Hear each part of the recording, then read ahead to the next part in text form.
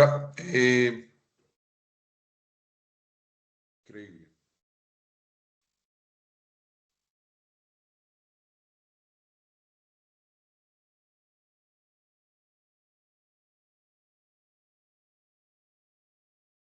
Ahí está. Bueno, muy buenas tardes a todos y a todas. Voy a Hola, buenas tardes. compartir, Buenas tardes para a ver todos. si compartimos. Están viendo la presentación. Vamos a dejar de compartir. Con el Teams no se puede compartir y verlos, así que vamos a tratar de poner solo el PowerPoint cuando ustedes lo necesiten. Bueno, bienvenidos a la segunda clase, a la segunda reunión que tenemos sobre argumentación jurídica y lógica de las decisiones. Vamos a tener otras dos. Ya hubo controles de lectura que fueron presentados y corregidos. Hoy, Francisco dará inicio el segundo control de lectura, ¿no? Exactamente, cuando termina esta clase, a las 17 horas, se abre el control de lectura del módulo 2, que es el respectivo a esta clase. Perfecto. Recuerden que está Bueno, abierto hasta el comienzo de la siguiente clase, digamos hasta el viernes que viene, hasta las 15 horas. bien. Bueno, nosotros habíamos hablado en la primera clase, entre muchas otras cosas, en algún punto sobre los argumentos y sobre en el sistema jurídico cómo argumentar, cómo dar buenas razones para sostener una tesis que resuelva un problema. Esto va a estar reiterado todo comienzo de clase, va a ser muy importante para tener en cuenta cómo nosotros nos movemos o cuál es la dinámica del ejercicio de la decisión judicial, que implica no solamente la decisión judicial en sí misma, sino también las propuestas de las partes involucradas para esa decisión judicial. Allí, lo primero que tenemos que entender, y a mí me gusta hablar, es de una concepción del derecho. ¿Qué concepción tengo yo del derecho? Porque la concepción que tenga del derecho va a determinar cómo lo practico, cómo lo practico, cómo decido, de qué forma decido, con qué materiales decido, qué considero yo que es el derecho. Es algo así como es fundamental para jugar este juego ponerse la camiseta, digamos. Yo tengo que ponerme una camiseta de una concepción que a mí me satisfaga o crea que conceptual o teóricamente es la que más se acerca a lo que resulta ser el fenómeno jurídico. ¿Puedo hacerlo irreflexivamente? Bueno, sí, mecánicamente. Bueno, habíamos hablado en la primera reunión. Bueno, en la medida que lo único que haga sería repetir modelos previos y replicar una práctica sin mayor reflexión, bueno, sí, lo puedo hacer. Lo lógico o lo sensato sería que uno resuelva el conflicto con las herramientas que tiene y asumiendo que tiene ciertas herramientas. Los voy a llevar siempre a la facultad y en la facultad allá en algún momento algún perturbado profesor de introducción al derecho les dijo, o profesora, les dijo, bueno, el orden, miren, esto del derecho es una cosa muy sencilla, es un conjunto de normas jurídicas emanadas de uno de los poderes del Estado, que en estructuras lógicas, genéricas y abstractas determina que a determinada conducta, determinada situación de hecho, le corresponde determinada solución normativa. Eso es una estructura, es un container, que luego es llenado de conductas, por un lado, y por el otro lado, soluciones normativas, conductas de otros que se van a aplicar a esa situación fáctica o a esa conducta.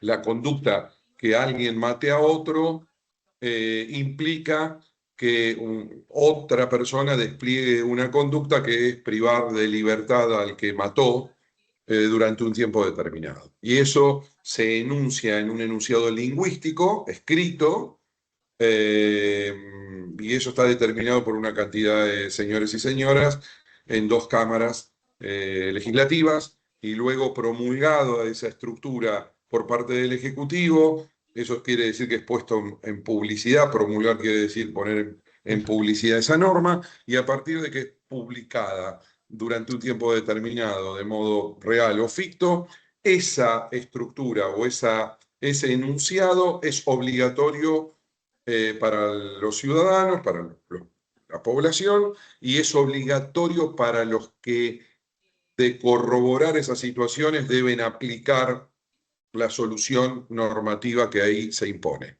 Ese es el juego.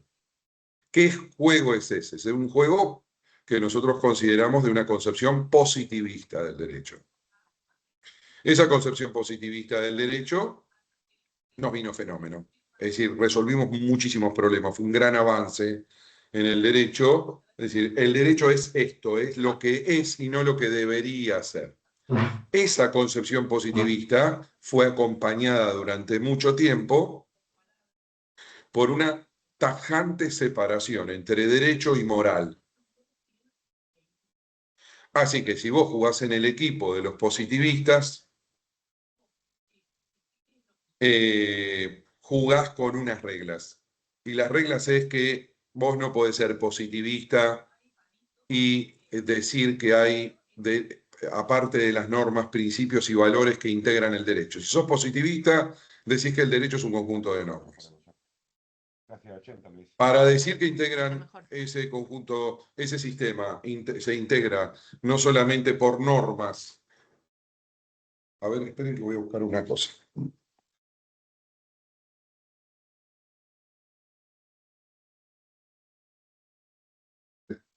Eh, para decir que ese sistema se integra además de normas jurídicas y normas jurídicas entendidas exclusivamente como aquellas emanadas del poder legislativo y a veces excepcionalmente a partir de alguna excepción por el poder ejecutivo, decretos, por ejemplo, de necesidad y urgencia y algunas otras cosas.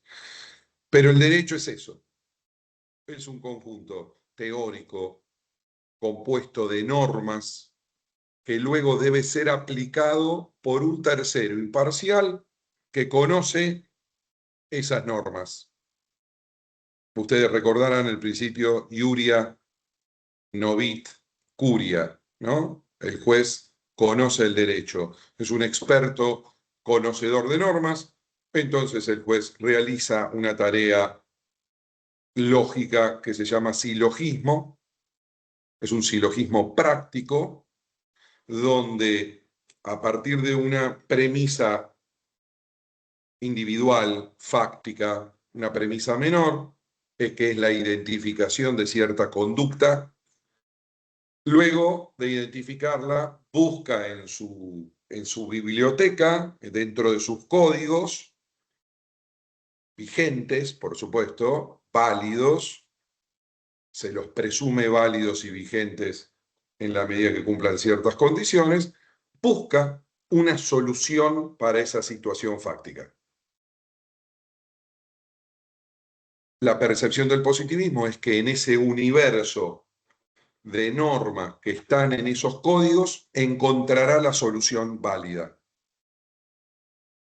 En ese modelo positivista originario, más antiguo, los positivistas más actuales dicen que eso es el paleopositivismo, ¿no? Es un positivismo muy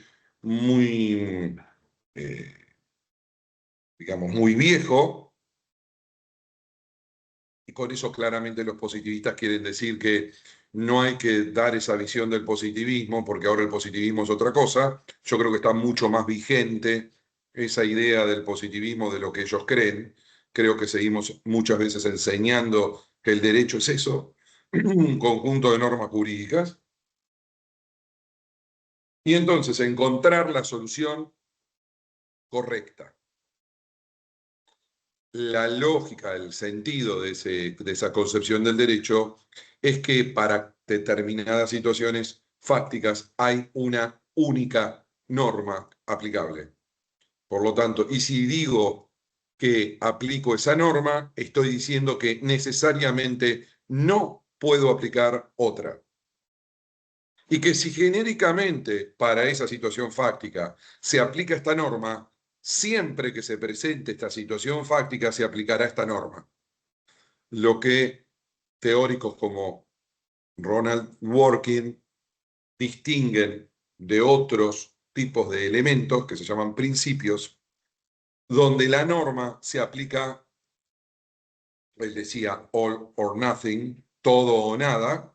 En cambio, los principios no se aplican todo o nada, sino que se aplican en la mayor medida de lo posible y para el caso concreto. Vamos a empezar a distinguir principios de normas. Pero entonces la visión tradicional es de normas. Tradicional en el sentido del positivismo que nos han enseñado desde Kelsen para acá. Ese modelo positivista tuvo un muy buen uso en el siglo XIX, un muy buen uso en el siglo XX, hasta que esa forma de entender el derecho chocó con un desarrollo histórico, político, bélico, que fue la Segunda Guerra Mundial, y además de la Segunda Guerra Mundial, lo que me parece que referimos en la última clase, el plan sistemático de aniquilación de un grupo étnico o cultural o religioso, o la desaparición sistemática de personas que no se adaptaban al modelo nazi en Alemania. Eso generó que la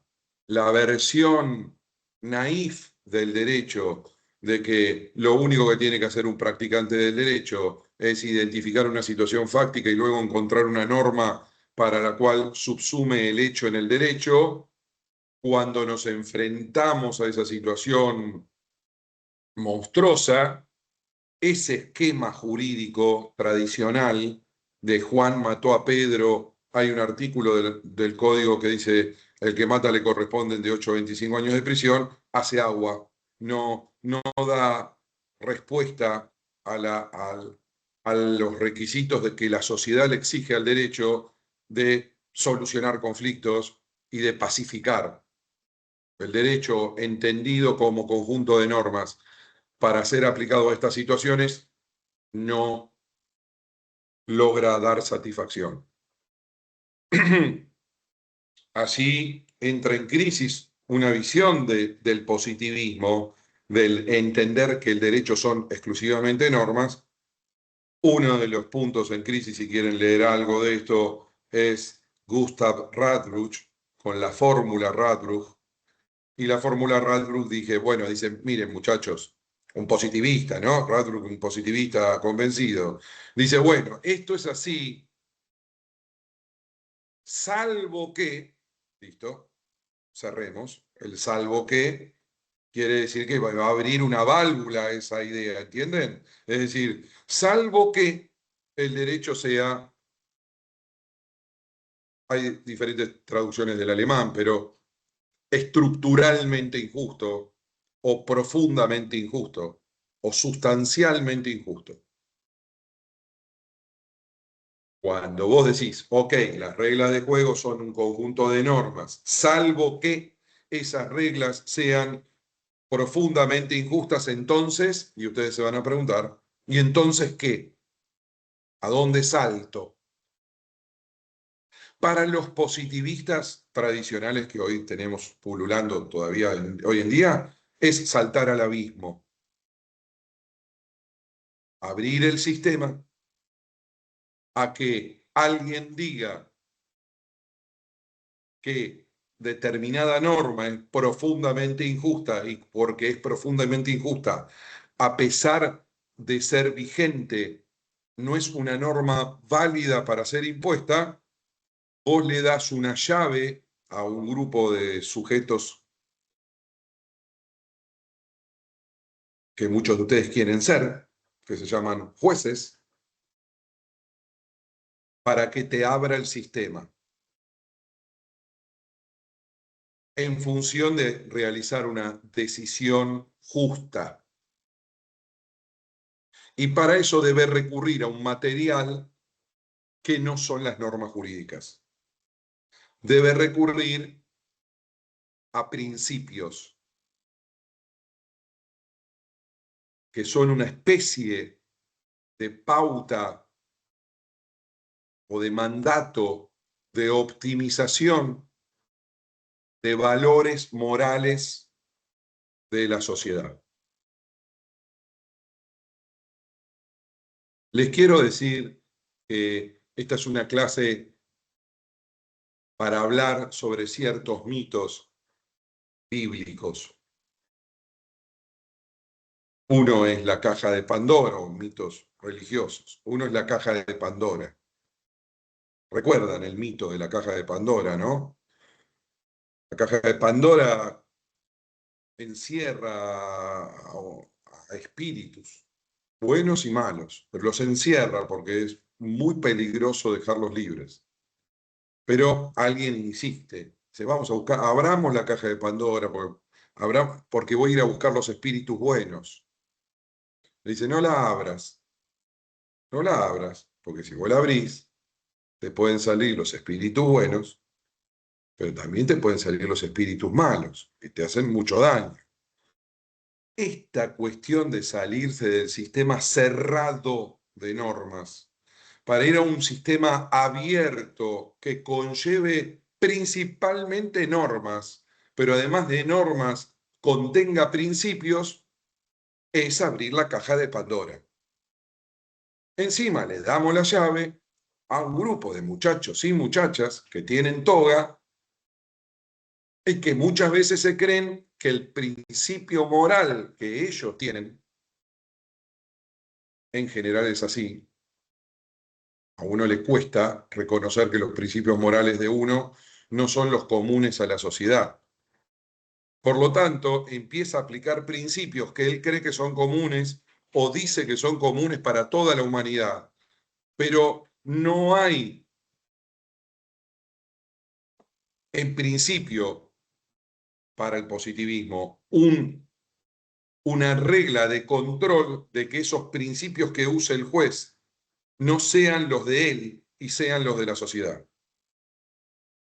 En general te dice que son los de la sociedad, no te va a decir él que va a usar los principios morales de él, ¿no?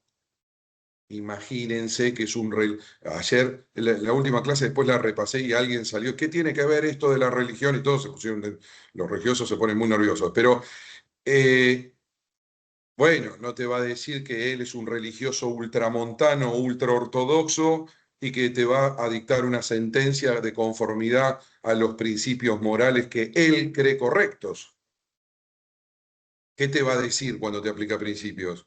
Te va a decir que son los principios comunes a la sociedad. La gran discusión, si entienden esto, tienen gran parte del curso ganado, inclusive se adelantarían a mí, porque a mí me confunde bastante todo este tema, pero la gran distinción entre el positivismo y el pospositivismo es sostener que esos principios sí pueden ser controlados,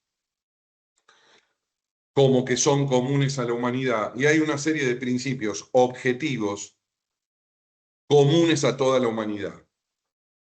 En cambio, el positivismo piensa que atento a que la moral conlleva un contenido relativista que depende de quién la enuncie, son los contenidos, los positivistas te dicen, cuando vos abrís la caja de Pandora,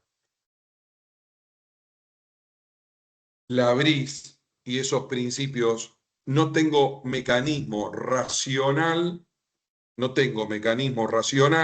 para controlar que el principio que usa el juez no sea un principio propio de él, en vez de un principio general o común para toda la humanidad. ¿Se entendió la cuestión? el gran problema de todo esto. Esta es una clase de advertencia, ¿sí? Es una clase de advertencia. De deseo profundo que nunca tengan que usar principios. Yo soy un pospositivista, ascribo a ciertas teorías. Hoy mi maestro está pululando por la Argentina en estos meses.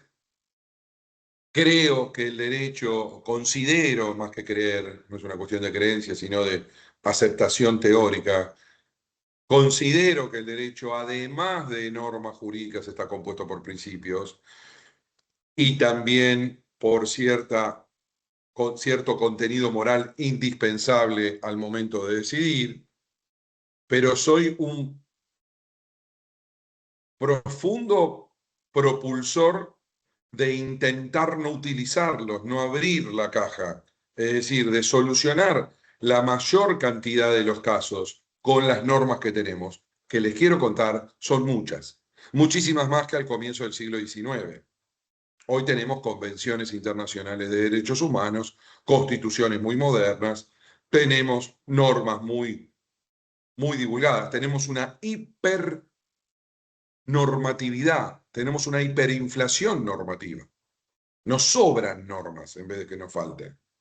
Por lo tanto, si tenés tantas normas, tan regulado todo, tantas situaciones fácticas abordadas, que tenés que andar recurriendo a principios, y ahora voy a hacer una segunda aclaración, principios no escritos en las normas, o el gran peligro de aplicar principios implícitos en las normas. No, dice, esto no está expreso, te dice el aplicador de la norma. No está expreso, pero es implícito. Implícito quiere decir que no está escrito, es decir, que no está, que vos decís que está implícito. Bueno, entonces, usted dice, bueno, pero ¿qué peligro hay? Miren, voy a ser juez de primera instancia. Bueno, utilizo principios y lo hago de modo irracional o utilizo principios que yo creo que son principios morales fenómenos individualmente, pero no son los comunes a la sociedad. ¿Cuál es el problema? ¿Cuál es el peligro? Tengo, tengo una instancia superior que me controla, ¿no? Y me dice, no, mire, usted utilizó principios que no son los comunes a todos, le revoco la sentencia. Bueno, entonces uno que es malo, se dedica a la filosofía del derecho, dice, ¿qué pasa si los que aplican principios personales, pongamos religiosos para que ustedes los entiendan, o provenientes de la religión, ya no es el juez de primera instancia, es el juez de cámara, que te controla la sentencia de acuerdo a principios que no están escritos en ningún lado? Y ustedes me dicen, bueno, no hay problema, Grajales. En nuestra provincia tengo la Suprema Corte de la provincia, Suprema Corte de Justicia, que me va a controlar que estos tipos que son irracionales dicten sentencias racionales y por lo tanto poder revocar esa sentencia que abusó de los principios o los usó mal. Bueno, adivinen mi mente perversa qué piensa. Bueno, ¿qué sucede si son los de la Suprema Corte de Justicia los que usan principios personales para juzgar por fuera de la ley con principios que son de ellos solos porque les gusta o porque ellos creen que eso es justo más allá de lo que diga la norma jurídica? Bueno, tengo la Corte Suprema de Justicia de la Nación que controla a estos de la Suprema Corte. Ya tenemos 4 caminos para controlar racionalidad. ¿Cuál es el problema? Les abrevio todo esto. ¿Qué dicen los positivistas? Dice que sea principialista el juez de primera instancia, bueno, es un problema. El de la Cámara, bueno, es un problema. El problema es que sean principialistas los 5 que tenemos controlando la Constitución y que le hagan decir a la Constitución algo que la Constitución no dice. O que diga que la Constitución tiene un grupo, una serie de principios, pero ustedes leen la Constitución de arriba para abajo, de un lado para el otro, del otro para uno, para el principio, y no encuentran esos principios. Pero ellos dicen, ellos que son los intérpretes, los tribunales constitucionales, en el sentido continental europeo, los tribunales constitucionales le hacen decir a la Constitución cosas que la Constitución no dice. No, dice Grajales, eso no pasa. ¿Cómo la Corte Suprema de un país o el Tribunal Constitucional de un país va a decir que la Constitución dice algo que no dice? Bueno, ¿quieren que empecemos con los ejemplos? Le doy uno, por ejemplo. La Constitución de Ecuador dice que para que haya matrimonio tiene que haber un hombre y una mujer. Bueno, al constituyente se le ocurrió poner eso en la Constitución. No tengo culpa yo, que estoy completamente de acuerdo y convencido del matrimonio igualitario. Pero los ecuatorianos pusieron eso en la Constitución. Adivinen el fallo de la Corte de Ecuador, ¿qué dijo? Que cuando la Constitución dice que tiene que ser un hombre y una mujer, en realidad hay que hacer una reinterpretación del texto constitucional que dice que es un hombre y una mujer, y que en realidad donde dice que es un hombre y una mujer, debe decir que pueden ser o dos hombres o dos mujeres o dos personas que se perciben de género masculino o dos personas que se perciben de género femenino o quien sea. Ustedes dirán, pero la Constitución dice eso, ¿qué crees que...? Sí, pero hay un principio implícito de derechos humanos que hace que la Constitución diga otra cosa. ¿Cuál es la crítica de esto de los positivistas? Es que eso es fenómeno cuando esos jueces son amigos tuyos y le hacen decir a la Constitución algo que a vos te gusta. Ahora, cuando le hacen decir algo a la Constitución que no dice la Constitución, pero que justamente va en contra de tus intereses, y ni que te cuento cuando sos una minoría, no te gusta nada que los jueces se arroguen el derecho de reescribir la Constitución, porque eso es una cosa sagrada en nuestro sistema.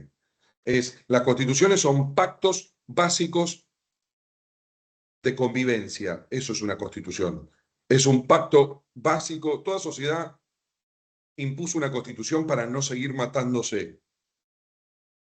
Entonces es tan sagrado eso de la constitución, que nosotros le damos el poder de legitimación extremo a una convención constituyente, porque ellos van a decidir la base de nuestra sociedad. Y eso, con eso, voy a decir un término técnico, con eso no se jode. Es decir, solamente admitimos que reglas que coincidan con nuestra Constitución.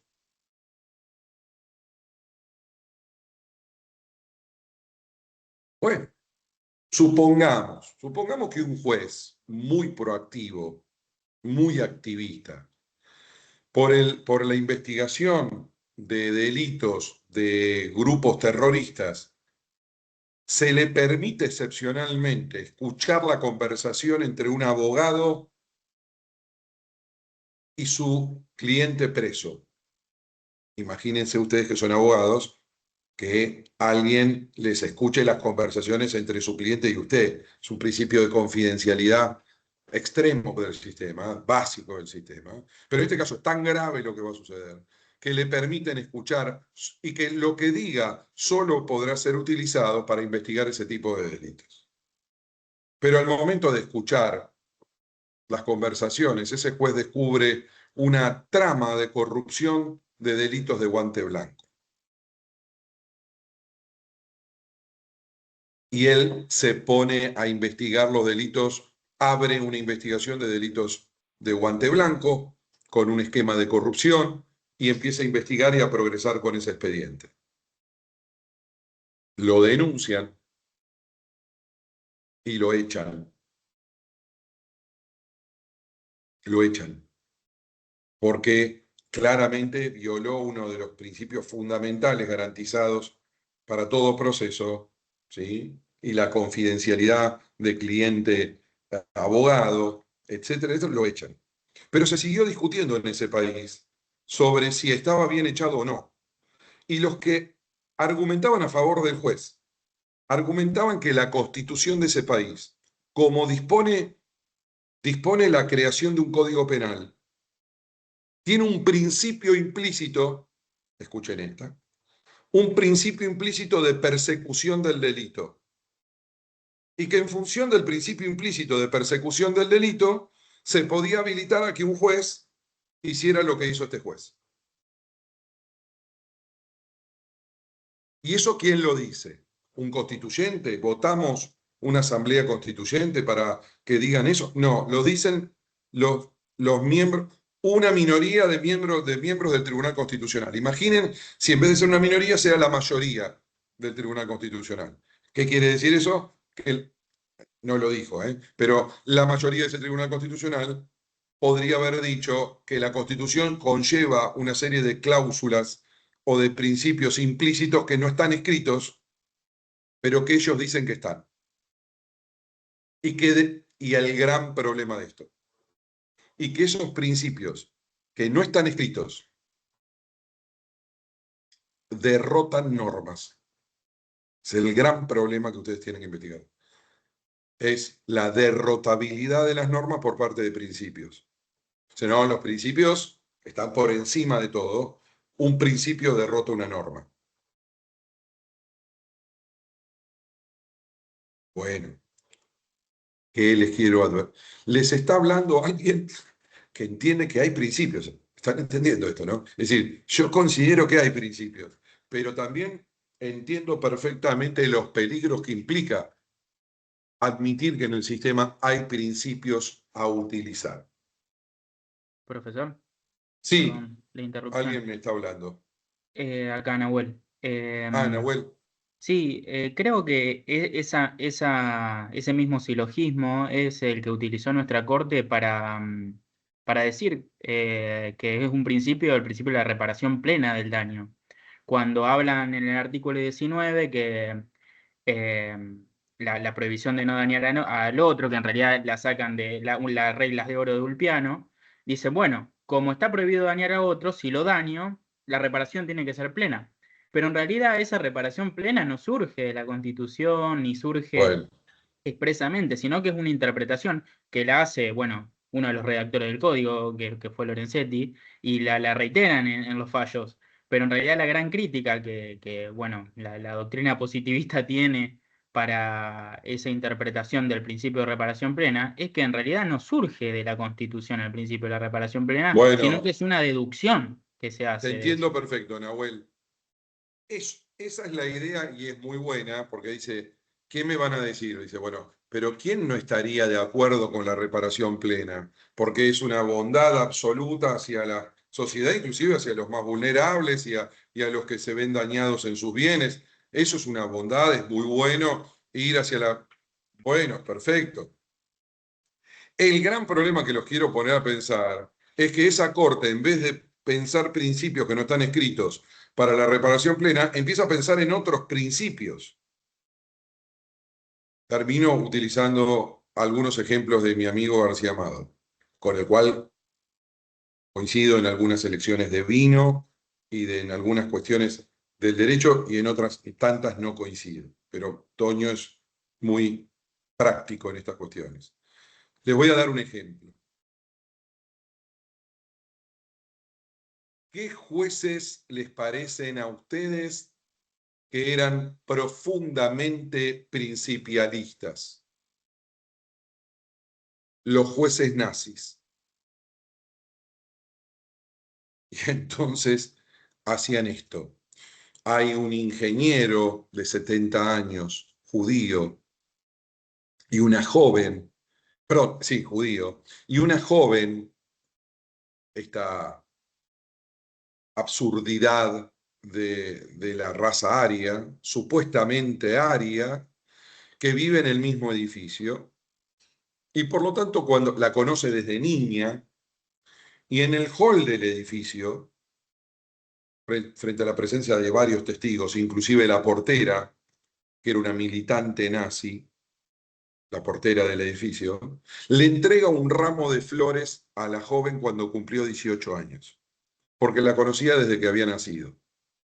Agradece la joven y la portera nazi denuncia al ingeniero porque violaba la ley de interacción con los judíos, que era una ley que habían creado los nazis para prohibir las relaciones sexuales entre supuestos arios y judíos, o la relación de conexión amorosa o lo que sea. La portera lo denuncia y los tribunales condenan al ingeniero a la pena de muerte por haber infringido la norma, no en un artículo de la norma, sino porque al desplegar esa conducta viola el espíritu de esa norma y los principios nazis del Tercer Reich que inspiran el orden jurídico. Así que por más que el orden jurídico no diga esto, hay un principio del Tercer Reich que está violentado y por lo tanto lo condenan a muerte. ¿Qué dice García Amado? Que es malo. Dice, ahí no te gusta que usen principios, ¿no? Ahí no nos gusta que usen principios. Bueno, eso es lo que pasa, dice, cuando vos le habilitás usar principios a los jueces. Los usan siempre en la argumentación de que lo usan para un caso justo, pero pueden usarlos para hacer justicia como pueden usarlos para hacer injusticia. Y no tengo ningún límite de control normativo, porque el principio está en la cabeza de él. Él dice que es común a todos nosotros, pero él es el que dice, ¿dónde está la autoridad normativa de ese principio? Bueno, la autoridad es que somos todos nosotros. Es un principio autoevidente para todos nosotros. Ustedes dirán, pero no es autoevidente para todos nosotros eso. Bueno, ese es el peligro que corremos con los principios. Por eso nunca razonamos normas como principios. Los principios se ponderan. Autores como Alexi, en la Argentina Rodolfo Vigo, sostienen esta teoría de la ponderación. En cambio, las normas se subsumen. No hay silogismo con principios. Los argumentos para sostener principios son completamente diferentes a cómo yo aplico la norma. Principios y normas. Vuelvo a las concepciones. Si yo soy un principialista, tengo autores como Ronald Dworkin que plantean una teoría de la integridad del derecho. Esa teoría de la integridad involucra la existencia de principios en la sociedad, principios que me van a regir la política de la sociedad y principios que me van a regir lo jurídico, a los principios que Dworkin llama principios políticos, pautas comunes que nosotros aceptamos, se los llama policies, en cambio a los jurídicos los llama principles, efectivamente principios. Dworkin dice, el derecho es parte de la moral política.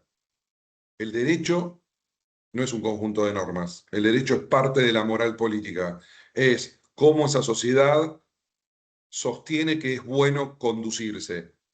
Y la sociedad se conduce de una forma determinada porque tiene una serie de principios no escritos, comunes a todos, autoevidentes para todos nosotros.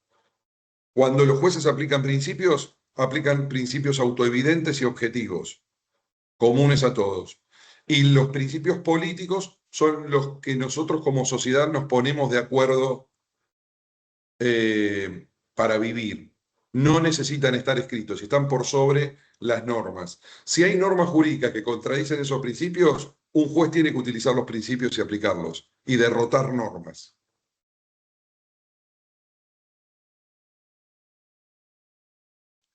Está de moda.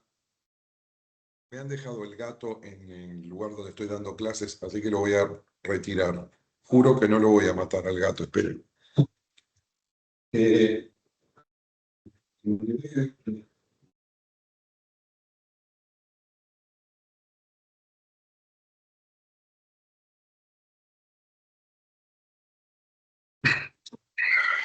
Bueno, ¿de qué estaría hablando? Pero la serie de principios y normas. Ya ahora me acuerdo. Ronald Dworkin, que es un autor que ustedes conocen, seguramente lo han escuchado, ¿no? De alguna manera, muévanme la cabeza, pero es un autor conocido, murió allá por 2012. Famoso, tiene un texto que se llama Taking Right Seriously. ¿Por qué lo digo en inglés? Es muy importante decirlo en inglés para criticar cómo lo tradujeron acá. El libro se llama Taking Right Seriously, tomando los derechos en serio. Tomando los derechos en serio. Acá los genios de las editoriales lo tradujeron los derechos en serio. Mirá, te perdiste el término fundamental de toda su teoría, es taking, es tomar los derechos en serio, significa usar principios. Es decir, admitir que el derecho es un conjunto de principios que están por sobre las normas jurídicas. Y que esos principios derrotan, no escritos, derrotan normas jurídicas. ¿Qué posibilidad de ser kelseniano en un sistema continental europeo como dworkiniano, dije, ¿no? No kelseniano, dworkiniano. ¿Qué posibilidad de ser dworkiniano en un sistema continental europeo y legalista como nosotros tenemos siendo jueces y no terminar con un jury en 30 segundos después de decir en su sentencia que a él no le importen las normas jurídicas porque hay una serie de principios que derrotan las normas que sean y que él tiene la obligación de aplicar esos principios no escritos por sobre las normas? Perdón, ¿puedo hacer un comentario? Todas las que quieran. No sé quién es, pero Porque sí. estoy escuchando cómo se desenvuelve la clase y me están como resonando varias cosas. ¿Esto no Sí. estaría bordeando incluso lo inconstitucional si se falla en contra o, Es prevaricato. claro, o sea, también podría llegar a tener un problema el juez? O sea, entiendo. Totalmente. A ver, lo que Totalmente. interpreto yo, escuchándolo, ¿se escucha bien? Sí, perfecto. Lo que me deja resonando es que si bien hay normas y principios, entiendo que por algo está todo lo que es la jerarquía constitucional en un montón de cuestiones, tratados internacionales, luego la Constitución y luego un montón de cuestiones, y si estos principios sociales, políticos y los principios que sean, que podrían regir o influir en una decisión que tengan que tomar los jueces en su sentencia, eso de alguna forma tendría que estar legislado o plasmado de forma clara. Muy bien, muy bien. Entiendo Bien, ahí yo vamos con a todo la lo que... segunda, al segundo problema que tenemos. Más allá de la interpretación después del juez, porque si no Lógico. se vuelve toda una gran nebulosa de creo, Pero considero ¿cuál es la la trampa norma. de esto? ¿Cuál es la trampa de todo esto? Es que si yo lo legislo, deja de ser principio. Es que no se legisla. Claro. Entonces, si no lo legislo y no está legislado, es un principio y tiene todos estos problemas y todos estos peligros. Pero si el principio después se positiviza, como muchos dicen, el principio está positivizado, bueno, entonces no es un principio No, de ya los es de una Working, norma. es una norma. Eventualmente Y es la una norma es norma. obligatoria. Será una norma abierta, como muchas, como el interés superior del niño, que es una norma, pero es una norma. Hay distintas formas de entender el concepto de principio, hay como 10, pero el que más me sirve para generar reflexión en el aula es separar tajantemente principio de regla. Una cosa son las reglas, las rules, las normas, y otra, así lo separa Hart o Working, las rules, las reglas, la norma jurídica creada por un legislador y el principio que no está creado por ningún legislador, sino que es común a todos nosotros. Igual El entiendo que, perdón, Sí. igual entiendo que más allá de esto que nos está comentando, si las partes consideran que la sentencia dictada por el juez fue parcial, fue injusta, fue lo que sea, eventualmente tienen a los órganos revisores para Bueno, poder confirmar o no. bueno, muy bien, es lo que acabo de decir. Y bueno, y ahora es el órgano revisor el que usa principios de modo espurio. ¿A dónde vas? A la Suprema Corte. Y ahora es la Suprema Corte la que usa unos principios medio raros que no están escritos en ningún lado. ¿A dónde vas? A la Corte Suprema de Justicia de la Nación. Bien, ¿qué te voy a decir? ¿Qué mala noticia te voy a dar? Bueno, ahora es la Corte Suprema de Justicia de la Nación la que usa unos principios medio raros que no están escritos en ningún lado. ¿A quién te quejas? Claro. A nadie. Dice, y le hacen decir algo que la Constitución no dice y te aplican algo que la Constitución no dice. Bueno, no me gusta nada. Imagínense, les quiero decir cosas absurdas. Supongan que la Constitución, que la Corte dice que determinado delito, más allá del principio de prescripción impuesto por la propia ley, en este caso, porque ellos creen que es muy grave, entonces ese delito no prescribe. ¿Te gusta o no te gusta? No, no te gusta. ¿Y a quién me quejo si ellos modifican lo que dice la Constitución? Con nadie. ¿Qué dicen los positivistas? ¿Qué dicen los positivistas? Dicen, como no querés terminar en aquella historia donde la Corte termine usando principios que no te gustan, lo mejor es que la cortes al principio. ¿Qué tal si no dejas que nadie use principios? Bueno, ¿qué nos pasa a nosotros con eso? Nos pasa, dice, pero mirá que a veces vos generas una situación de profunda injusticia no aplicando principios. Las normas te llevan a una solución injusta profundamente. Te quiero nombrar al positivista extremo. El positivista extremo, ¿qué te dice en esto? Dice, es completamente injusta, genera una injusticia absoluta que te revuelve las tripas. Sí. Y el positivista te dice, sí, qué problema, ¿no? Bueno, pero qué problema, es injusto. Lo que voy a hacer con la norma, aplicando la norma, es completamente injusto. Y el positivista te dice, sí, es injusto. ¿Y qué tendrías que hacer?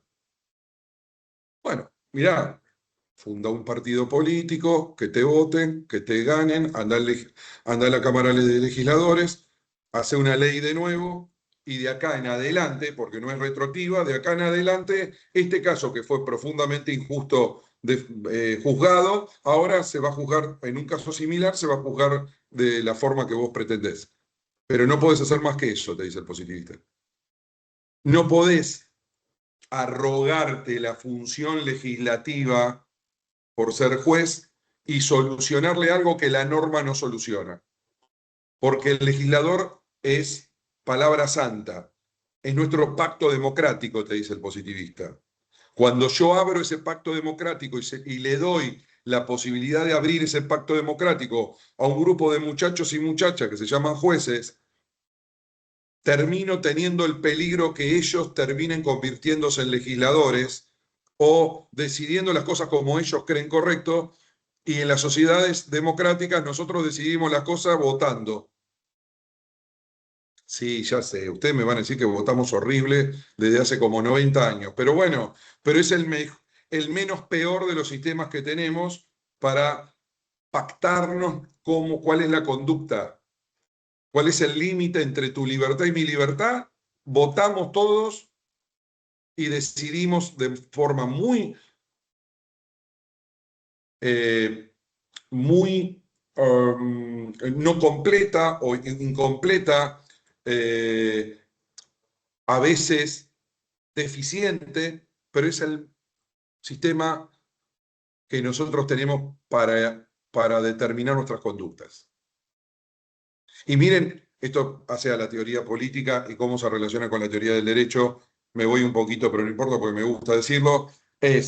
¿Cómo sería el ideal para regular nuestras conductas? Pensemos todos, somos todos abogados, abogadas.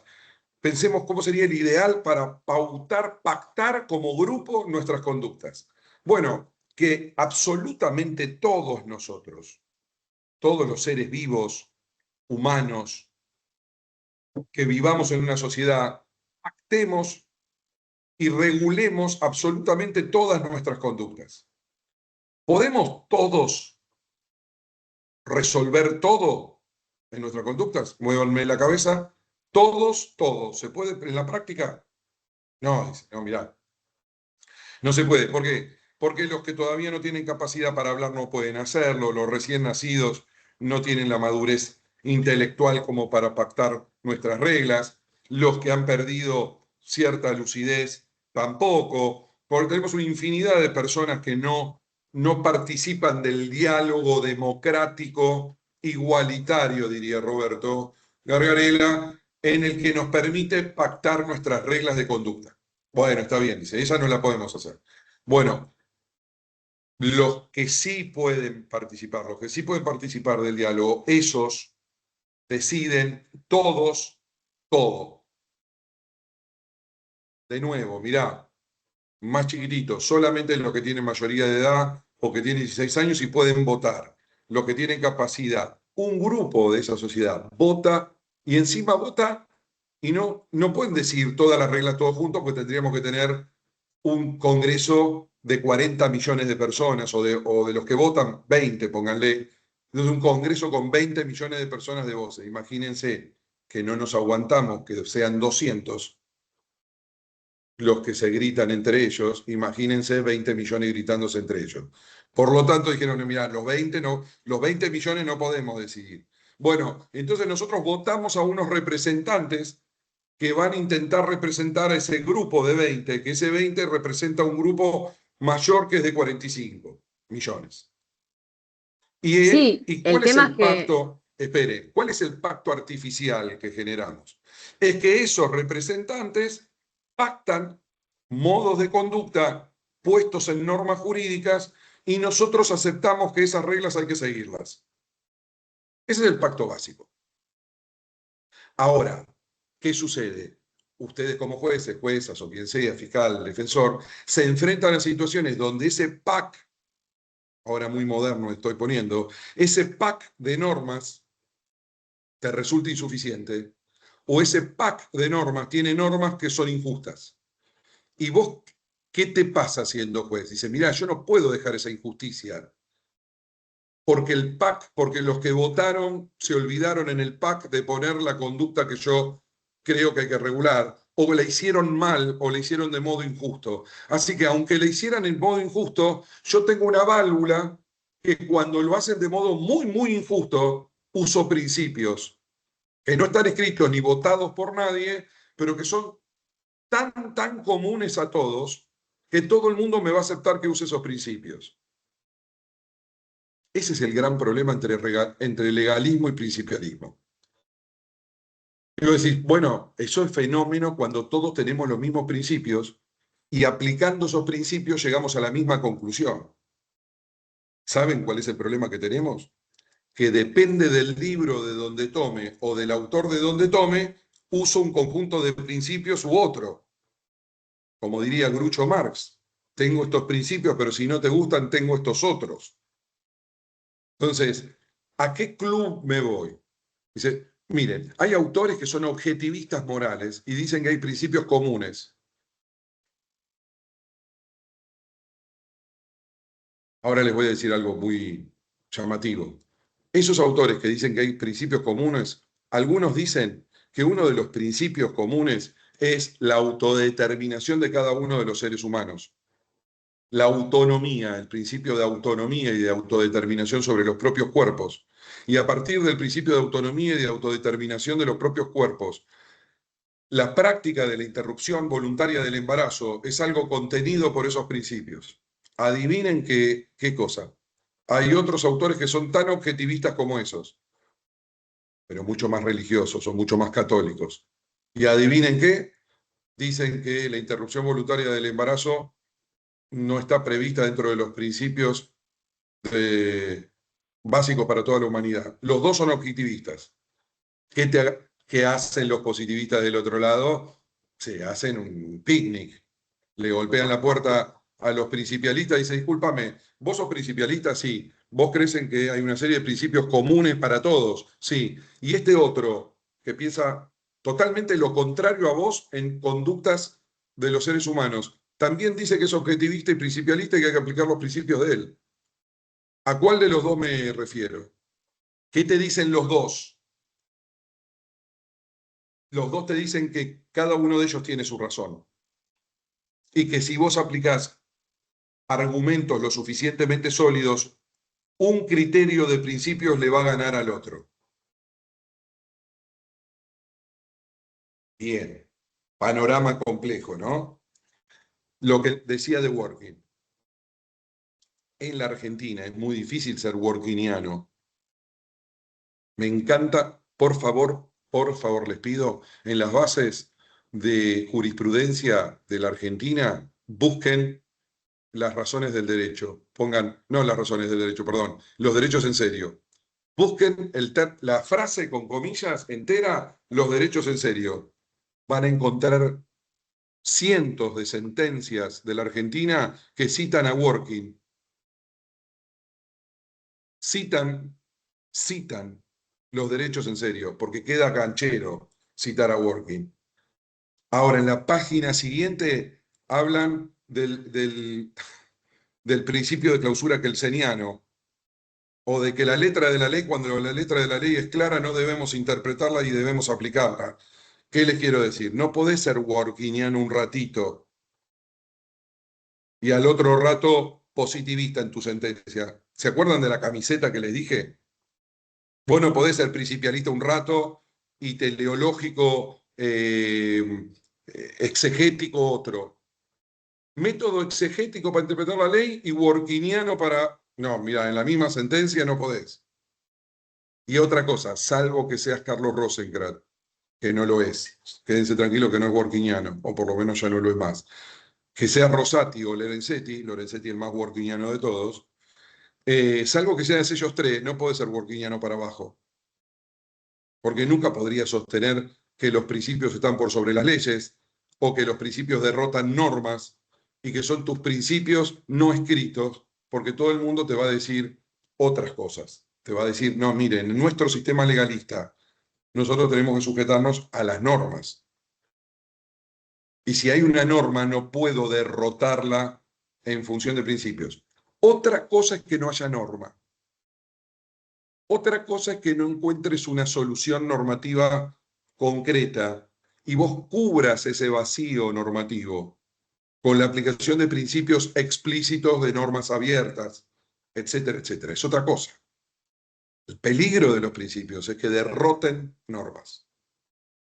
Que frente a la norma concreta y clara, lo que Kelsen llamaba, se produce una laguna axiológica. Tenés una norma pero no te gusta aplicarla. Bueno, pero eso no es una laguna. Eso no es un vacío, eso es que no te gusta la norma que hay. Pero norma hay. Esta es la gran discusión. Además de eso,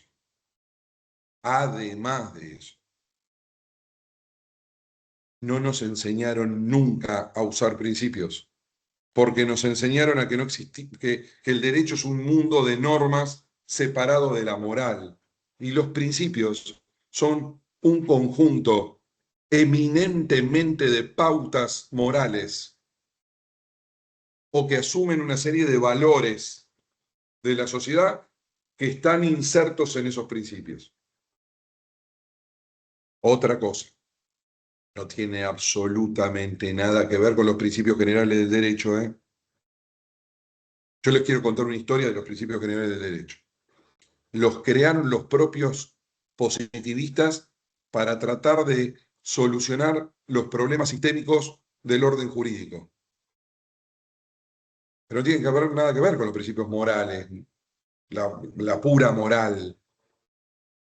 Son principios técnicos para solucionar conflictos entre normas. Esos son los principios generales. Nada que ver con estos.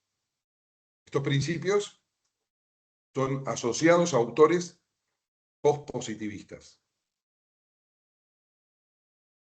Hay una vuelta, la camiseta, entonces, camiseta positivista, peligro de los principios. Usamos normas. Camiseta pospositivista, además de las normas, hay principios y valores, pero deben ser utilizados muy limitadamente. Dentro de ese pospositivismo, posturas extremas donde los principios derrotan normas. Por ejemplo, posturas como las del neoconstitucionalismo. italiano. O Solo, por ejemplo, Susana. Entonces, neoconstitucionalismo, donde hay una constitución viviente que vive en los tribunales constitucionales, y entonces la constitución es un contenido primario que luego debe ser interpretado y formado y creado por tribunales constitucionales que determinan haciendo decir a esa constitución lo que dice. Posturas extremas.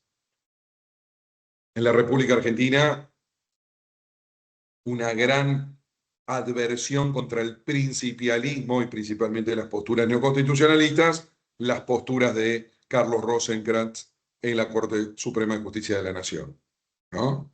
Que tiene un gran foco de alerta sobre admitir ese principialismo en el ámbito judicial asociado a una conducta judicial que es la del activismo judicial, que siempre tiene una mirada bondadosa, la del activismo judicial, que tiene que ver con el juez proactivo, que va en búsqueda de la solución justa. Es ese activismo judicial, el problema es el límite del activismo judicial.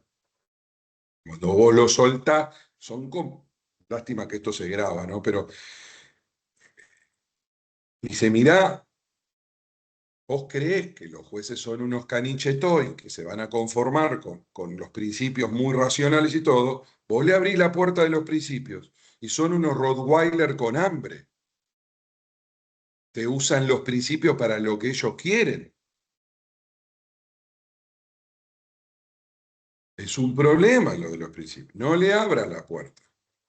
No le abras la puerta porque se te transforma en un Rottweiler. Él te dice, no, te juro, abrime la puerta. Parece un cuento infantil, ¿no? Dice, abrime la puerta de los principios que yo me voy a portar re bien, voy a ser un canichetoy, soy canichetoy, me percibo canichetoy, me percibo canichetoy. Le abriste la puerta y se autopercibe Rottweiler con hambre. ¿Por qué? Porque le das un material, un combustible, un material para moldear su decisión, mucho más flexible que la norma. El tipo te agarra los principios. ¿Qué le decimos los pospositivistas o algunos que creemos que somos profesores de esto? Le decimos, mirá, cuando vos uses principios, vos tenés una carga argumentativa redoblada. No es lo mismo argumentar usando normas que argumentar usando principios. Vos me tenés que convencer que esos principios son de todos, son de todos. Y para hacer eso es una argumentación racional muy, muy fuerte. Tenés que cumplir una serie de reglas argumentativas. Y para eso te digo que tenés que saber argumentar.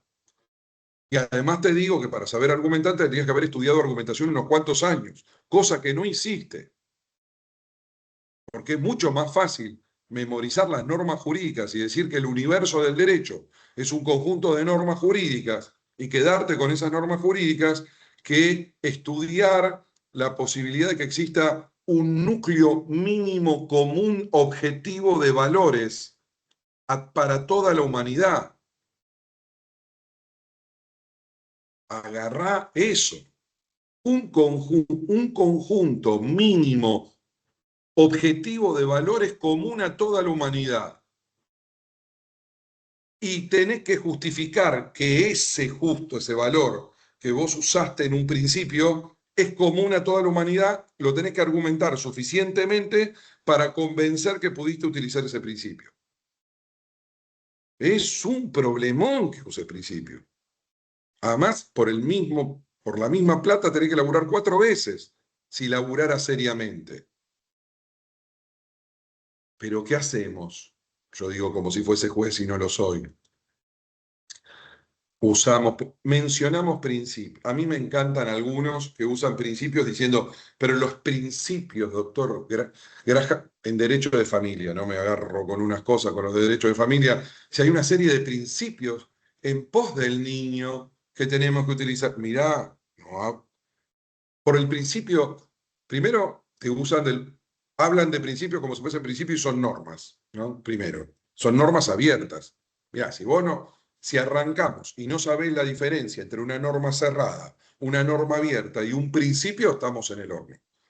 Si vos confundís un principio de estos workinianos con una norma abierta, estás en un problema, porque una norma abierta es una rule, una regla o una norma, en cambio un principio no necesita ser escrito por nadie porque es autoevidente. Entonces dicen, no, el interés superior del niño. Bueno, bárbaro, el interés es un problema. Traes el interés superior del niño, te gusta el durazno, báncate la pelusa. Porque cuando vos mencionás el interés superior del niño, estás adelantando una idea que vas a tener que fundar. Vos después me vas a tener que decir, ¿por qué resolver A y no B garantiza mejor el interés superior del niño? ¿De qué forma tenés argumentos para sostener que del modo en que resolviste eso es garantizar el interés superior del niño? Porque no es una piedra de toque mágica el interés Perdón, superior del doctor, niño. lo interrumpo Bien. un minuto, ¿puede ser? Sí, ¿Le puedo hacer una sí, consulta? sí, Mientras yo lo escuchaba en esta primera parte, y en particularmente respecto a expedientes de familia y específicamente de alimentos y en sí, función del interés superior del niño. Nosotros, al momento de redactar la petición, yo trabajo en una defensoría. sí, Depende a qué juzgado va, le soy sincera. Entonces, depende a qué juzgado podemos iniciar cuota alimentaria contra padre y barra madre y abuelos, sí, directamente, o tenemos que esperar que nos vaya mal con el padre e iniciar contra los abuelos a posterior, depende bien, la postura que adopte o que tenga el sí, juzgado, con los 4 juzgados de familia que nosotros trabajamos, ¿no?, en el entiendo. Departamento Judicial de Quilmes. Bueno, Bien, obviamente es la subjetividad del juzgado, eso, si podemos, o sea, en realidad se puede, pero nos dicen, no, es subsidiario. Bueno, es, digamos, es entiendo. una lucha, ni Yo lo siquiera que llegamos a una digo, resolución, es la postulación. ahí vamos, ahí vamos. En Eso es. Lo que digo yo es perdón, que, y le agrego algo así, después no lo vuelvo a interrumpir. Nos pasa mucho en esa parte, y nos pasa cuando nos dice, bueno, antes de establecer una cuota alimentaria provisoria, denuncie siquiera el caudal provisorio que gana el alimentante.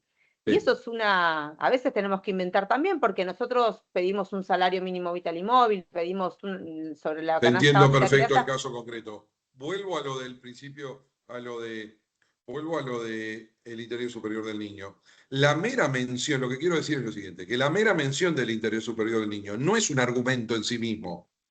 Es decir, la mera mención de, no, esto es interés superior del niño, listo, vasito de agua, borra todas tus palabras, como hacíamos nosotros cuando éramos chicos, ¿no? Listo, ya está, punto y coma, el que no se escondió se broma.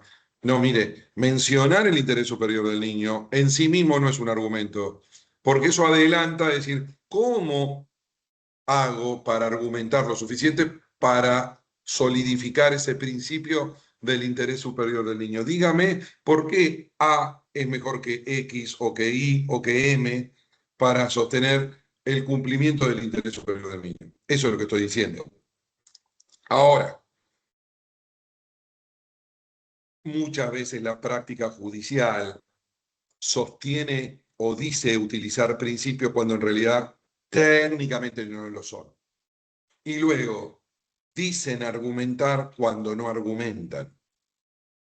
Y la mera mención de ciertos principios, la mención del principio, adelanta una exigencia argumentativa para sostener ese principio. Peor, les digo, como los principios se van superponiendo en una situación. Ustedes tienen el principio, no sé, de dignidad humana, el principio de autonomía y de autodeterminación de las personas, el principio supongamos, de que los niños deben tener una prioridad al momento de decidir o que hay que decidir en función de lo que lo proteja mejor. Muchas veces una misma situación se intersecta de principios y ustedes van a tener que priorizar una idea por sobre otra. Supongamos un sistema normativo que no regule esta situación, pero una madre llega con su niña en brazos a un hospital, sin hacer cuestión de género. Podría ser el padre también el ejemplo, no se preocupen. Va con una niña al hospital en estado muy desesperante, los médicos la atienden, dice, está en un profundo estado de desnutrición. Faltan una serie de cosas que tienen que ponerle una vía a esa niña de, supongamos, 9 meses. Y la mujer dice, momento, no, ustedes no pueden intervenir porque quien decide sobre mi hija, el pater familia, ya tiene una concepción antiquísima, religiosa, que dice, en mi religión es el padre el que decide sobre los niños, y mi marido está en una plataforma petrolera y se comunica cada 2 semanas, y hasta la semana que viene no se va a comunicar, y yo no puedo hacer nada con ella hasta que el padre se comunique. Caso, el médico, comité de ética, el comité de ética del juez. El juez tiene ahí 2 valores fundamentales. Supongamos que no tengamos normas jurídicas, supongamos que estas normas jurídicas no están. Ustedes me van a decir, no, pero en la provincia tenemos tal norma, en la nación tenemos... No, supongamos que no tenemos normas, pero le llega el caso y está la vida de esa niña en juego. 2 valores. ¿Cuáles son los 2 valores? Bueno, valor de la libertad de religión, la libertad de culto de cada familia, y de que esa libertad de culto implica que formen en la religión a esos niños, implica ese derecho o ese valor. Y por otro lado, ¿qué valor fundamental está en juego? Bueno, valor de la vida, ¿no? De la niña o de la bebé. Bien. Un principialista que diría, tengo que pesar los 2 principios. El principio de la vida y el principio de la libertad religiosa. Pesan. Esos valores hay que pesarlos. Tienen un valor específico, no voy a entrar, tendría que tener un curso de 6 meses para hablar de esto, pero un valor y un volumen tienen esos principios. Esos valores tienen peso específico y volumen. Y entonces el juez debería pesar estos valores y decir que en el caso concreto el valor X le gana al valor T. Ya sé que en sus cabezas ya tienen la solución y ya pusieron el valor que pesa más, ¿no? Supongo. Entonces dicen, bueno, el valor vida de la niña. ¿Por qué? Por el valor vida. Sí, ¿y por qué el valor vida pesa más que la libertad religiosa? Por el valor vida, porque la vida pesa más que la libertad religiosa. Ah, bueno, listo, bárbaro. Siempre es así. Siempre la vida sobre la libertad de los cuerpos. Ah, siempre la vida. Bueno, perfecto, bárbaro. No es suficiente la argumentación, es horrible la argumentación. Es porque la vida, y siguen dando vueltas sobre que la vida vale. Vos decime por qué este valor es, por qué significa una serie de argumentos, razones valederas, de por qué este valor pesa más que el otro valor.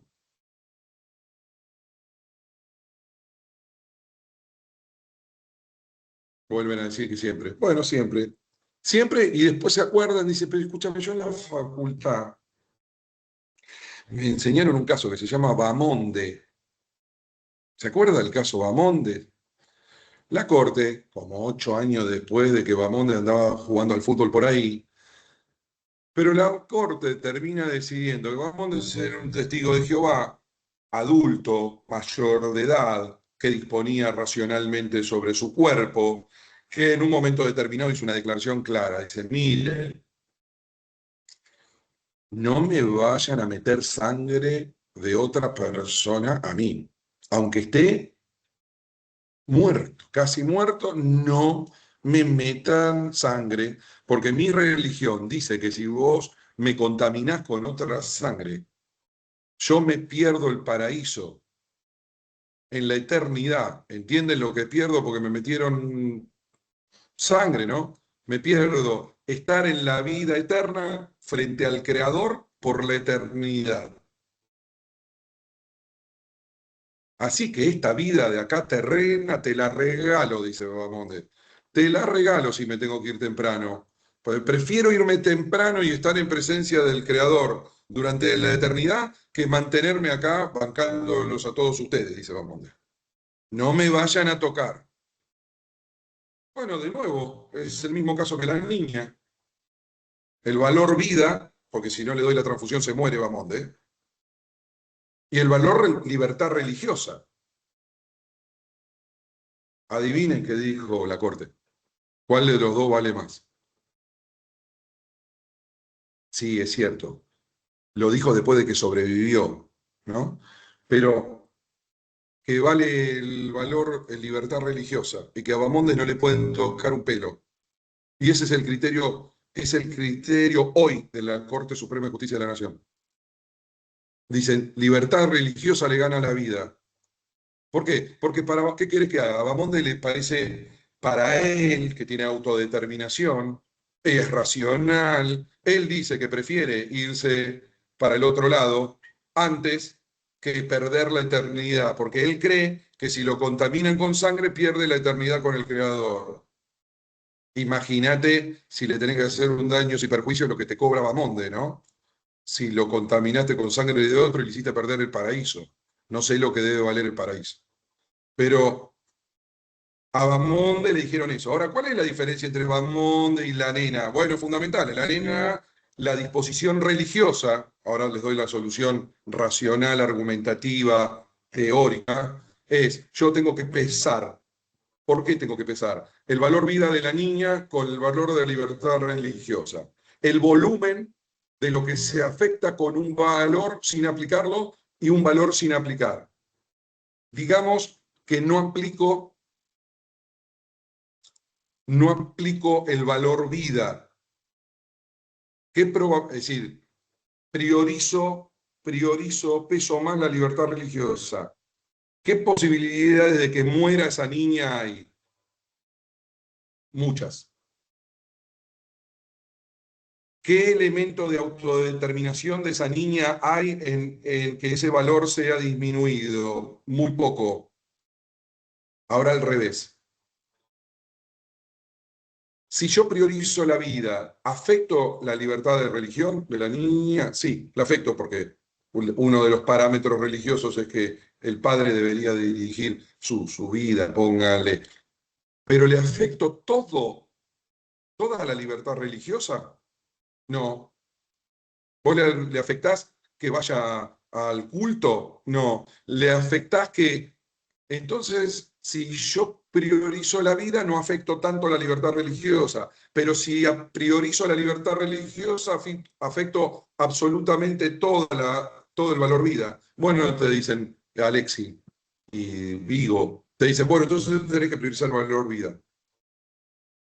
Porque vos pesaste, ponderaste los principios y después de un procedimiento racional y argumentativo, decidiste que uno de los valores hay que priorizarlo en este caso. Y ahora yo le pregunto, ¿y en Bamonde? No, Bamonde es otro caso. ¿Para qué pondero con Bamonde? ¿Y en Bamonde qué tengo que considerar? El caso, el contexto. Y en ese contexto, ahora priorizo el valor libertad religiosa sobre vida. Así no funcionan las normas. Así funcionan los principios. Los principios funcionan. En este caso, con estas circunstancias, priorizo vida por sobre libertad religiosa.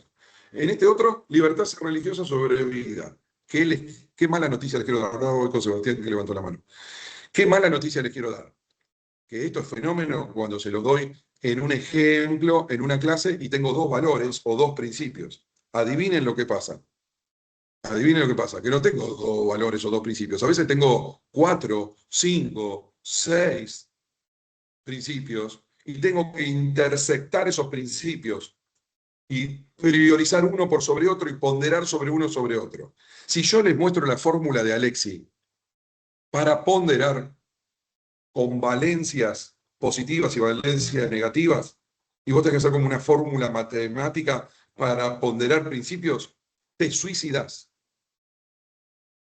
Porque es inentendible, Alexis, cuando hace, mi crítica fundamental, Alexis, es que la matematización de los valores de los principios es una locura. Y entonces vos tenés que poner valencias positivas para un principio, valencias negativas para otro, hacer una fórmula y llegar a la solución. Y les quiero decir esta, que es buenísima. Alexis, ¿se acuerdan de lo que dije de la normatividad, de la positividad, de los positivistas que dicen que hay una que hay una solución normativa para un caso? Alexis es peor, porque te dice que hay una única solución correcta, justa, que si vos utilizás las reglas de argumentación, vos vas a llegar a la única solución correcta de valores, en el caso concreto. Es decir, que es ultra formalista, Alexis. Alexis es ultra formalista. Uno piensa y dice, bueno, entonces se puede hacer lo que quieras. Alexis dice, estos jueces, utilizando principios como quieren, son unos locos. Alexis dice, para usar principios hay que generar una fórmula matemática donde yo pondero muy rigurosamente qué principio tiene más peso que otro. Les quiero contar que nunca nos enseñaron la fórmula de Alexis, nunca nos enseñaron a ponderar y andamos usando principios por ahí. Es decir, es una exigencia racional muy fuerte usar principios. Voy con Sebastián primero y con Juan después. Hola, ¿cómo están? Buenas tardes. ¿Cómo andás? Me quedé con el tema de los principios cuando entran en tensión. Creo que el texto dice Sí. que no entran nunca en conflicto, sino en tensión los principios. Sí. Y uno tiene que ponderar qué principio aplicaría a nuestro caso, desde mi rol como abogado, pero desde el rol tal vez de un magistrado, El juez, para decir. al momento de la decisión, sí. Pensaba, tal vez es el principio, ponderar el principio que menor daño haga. Por ejemplo, viendo Muy Bamondes, bien. vida, libertad religiosa, Solo el que una menor. corrección. Es el principio que menos de los dos, al uso de los dos, menos afecte al otro, ¿no? Es decir, menos afecte absolutamente al otro. Ahora, si, como lo vino demostrando la Corte, la ponderación de los principios va a estar sujeta a los contextos, por lo menos desde el lugar de la abogacía hay muy poca predecibilidad. Totalmente. No tenés jurisprudencia de principio. No hay jurisprudencia, no hay posibilidad de jurisprudencia. La jurisprudencia que tenés con normas, vos no la tenés con principios, porque es imposible conceptualmente tener una jurisprudencia. Dice, sí, salvo que te toque, bueno, un contexto muy similar, ¿entendés? Muy similar al anterior, pero si no es muy difícil, porque vos tenés que contextualizar cómo priorizo de uno y otro. Es muy complicado eso en ese sentido, ¿se entiende? Es muy complicado en ese sentido, porque vos tenés que estar haciendo permanentemente un análisis y un esfuerzo argumentativo para el caso concreto. Y ese caso concreto, no hay caso concreto sin contexto. Yo siempre reitero en todo esto, ¿no? Texto y contexto. Argumentos y contexto, o decisión y contexto. No hay decisión sin contexto. Es muy complejo, Sebastián, le pegaste en eso, que es muy complejo generar una regla, porque todo es porque es casuístico, porque no es una regla abstracta. Y además los Capaz que principios no tienen una prioridad, esa es buenísima. Bueno, tenemos una serie de principios que te dicen, te gastan los positivistas. Dice, ¿me traes el libro de los principios? ¿Dónde están? Porque siempre me inventás un principio nuevo. Entonces, tráeme el libro de los principios. Bueno, ahora tráeme el libro de los principios que pone la jerarquía entre esos principios. Si me toca el principio 1, el 2, el 3, el 4, bueno, si te toca el 1 y el 3, el 1 le gana al 3, el 2 le gana al 5, el 4 le gana al 8. ¿Qué te dicen los principialistas? No hay prioridad dentro del bloque de principios. La prioridad por eso no hay contradicción. ¿Hay contradicción entre la libertad religiosa y la vida? en sí mismo, ¿hay contradicción en No. abstracto ab initio? No. Solo se presentará en el caso concreto y de determinada forma, con determinado contexto. Y en ese caso concreto, y en ese contexto voy a tener que decidir cuál de los dos pesa más. Yo hago la seña así de pesar, y muchas veces los profesores dicen, ¿cómo pesan los principios? ¿No? Porque pesan un montón. Pesa juzgar con principios. Y estamos hablando de esto, quédense tranquilos. Para un universo de casos, donde tenga que usar principios que son casos difíciles, donde el sistema normativo, que prácticamente abarca todo, no me dé una respuesta. O si soy muy principialista, cuando digo que el sistema normativo no me da una respuesta satisfactoria desde lo justo, y entonces quiero derrotar normas con principios. Ahí se les pone peso. Es más complicado. Juan. Sí, buenas tardes. Antes de que hable Juan, total lo puedo interrumpir, ya lo conozco. Pero entienden que me dan 8 horas para hablarles de esto, es decir, para que yo les cuente la argumentación, la comunicación, la teoría de los principios, la lógica de las decisiones, cómo ponderar y cómo hacer un silogismo judicial, es solamente darle, perdónenme la clase, pero es solamente darle los títulos, ¿no? Para que ustedes luego vayan a buscar más contenido, o se formen, o hagan posgrados, o lo que sea, pero esto es un mero, ¿no? Un pantallazo, es una vidriera con temas para que ustedes se vayan en la cabeza y dicen, che, acá hay una diferencia entre principios y reglas, guarda con usar principios, razono diferente con principios que con reglas. Bueno, ahora voy a profundizar, pero la clase no da más que para esto, ¿ok? Perdón con Juan. Juan. Sí, buenas tardes. No, mi pregunta va a lo siguiente. Antes estabas como contraponiendo aquellos que recurren a los principios para llegar a soluciones o aquellos positivistas digamos, que no lo quieren hacer.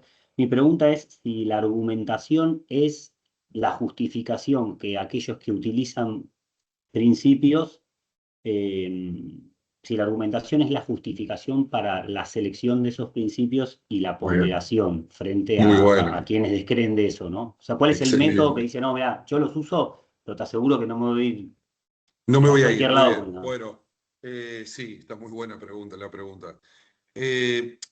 La segunda parte de esta clase, supuestamente, que voy a dar en 29 minutos, es una serie de reglas de argumentación que Robert Alexy, que es precisamente el que propone la idea de los principios y la ponderación, dice que hay que seguir para poder controlar racionalmente que estoy ponderando los principios correctos y que además de haber puesto sobre el tapete los principios que están en tensión, he optado por el principio que debe priorizarse. Eso se hace siguiendo una serie de reglas argumentativas del mundo racional, del lenguaje racional o de la argumentación racional, siguiendo pautas habermasianas o pautas de un filósofo que se llama Jürgen Habermas. Entonces, hay una base de diálogo racional entre los que participan de la decisión, y yo estoy obligado a respetar una serie de reglas argumentativas y jugar el juego de la justificación a través de esas reglas argumentativas. Es decir, no hay uso de principios ni ponderación sin justificación. Y no hay justificación sin un discurso argumentativo que respete las reglas de esa argumentación. Reglas de la razón, reglas de la fundamentación, una serie de reglas que vamos a ver. Entonces, debo respetar las reglas y debo argumentar. No se usa principios a la manchanta, es decir, saco de una bolsa y sorteo principios y uso el que quiero. Si vos te sometés a querer usar principios, asumís que tenés que jugar a la argumentación e intentar convencer de que el principio que utilizaste es el correcto y por lo tanto llegaste a la solución correcta. Otro elemento, Juan, maravilloso, es que para Alexi nunca hay empate. Qué maravilla, ¿no? Nunca hay empate. No hay, dice, es extraordinariamente excepcional que se pueda presentar un empate entre los principios. A lo cual los positivistas, como García Amado, sobran la situación y dice, ok, supongamos que te llega el empate. ¿Qué haces? ¿Tirás la moneda? Maravilloso. Les digo otro, así lo recuerdo un poco a Toño. Toño dice lo siguiente. Dice, invitemos a cenar a 6 jueces. Antes de servirles el aperitivo, les damos un caso hipotético, en el aire, un caso hipotético, que con los elementos y con sus ideas, sus valores, con lo que conocen del derecho, ellos arriesguen una solución. Así, en el aperitivo, la coloquen en un papel, la solución hipotética sobre ese caso, la pongan debajo del plato, como si fuese el 29, los días 29 con ñoquis, la pongan debajo del plato y comencemos a cenar. Cenamos, termina la cena y les decimos, ahora con el caso que les dimos al comienzo de la cena, vayan a sus casas, descansen, piensen, ponderen los principios que tienen que ponderar, hagan todo este procedimiento racional de ponderación, pesen el volumen, el peso del principio, los valores, teniendo en cuenta el contexto, la sociedad, lo que piensa de esos valores. Y tráiganme la solución.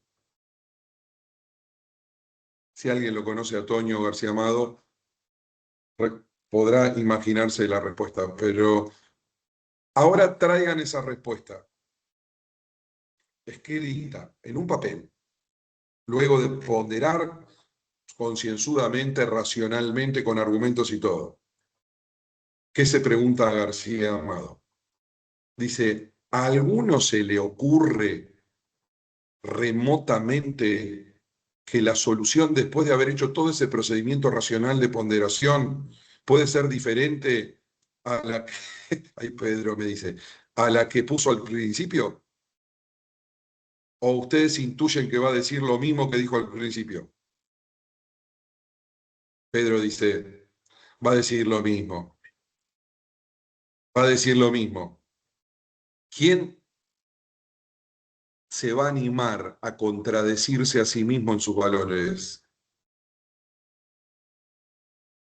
¿Se entiende lo que estoy planteando? ¿Se expreso claramente lo que estoy planteando? Es que vos estás tan influenciado por tus propios valores que la decisión a priori con principios y valores nunca, jamás, dicen los positivistas, va a cambiar de aquella que hiciste después de haber hecho toda la escenificación y el alcance teatral de la ponderación.